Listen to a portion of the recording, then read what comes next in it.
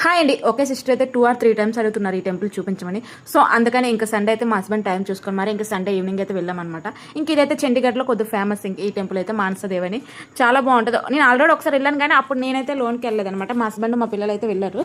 ఇంక ఈసారి అయితే నేను కూడా ఫస్ట్ టైం అనమాట ఇంకా లోన్ అయితే దేవుడిని చూసాను అనమాట.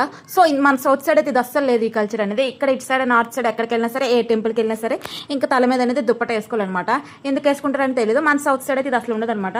కొన్నిసార్లు మన ఇటు సైడ్ నేను మందిర్ ఏది యూనిట్ మందిర్ అయినా నేను అంతగా వేసుకోను ఎందుకంటే మన సైడ్ ఉండదని. కానీ ఇక్కడ అందరూ వేసుకుంటారు. సో ఇదే అనమాట మానసదేవి టెంపుల్. చాలా బాగుంది. అమ్మవారి టెంపుల్ అనమాట. ఇక్కడ ఫేమస్. ఇంకా సండే ఈవినింగ్ కదా ఎవరు ఉంటారో అనుకున్నాం కానీ అప్పుడు కూడా మేము క్యూ లైన్లో ఉన్నాం అనమాట. ఒక 30 minutes ఇలా క్యూ లైన్లో ఉన్నాము. జనాలు అప్పుడు కూడా ఉన్నారు.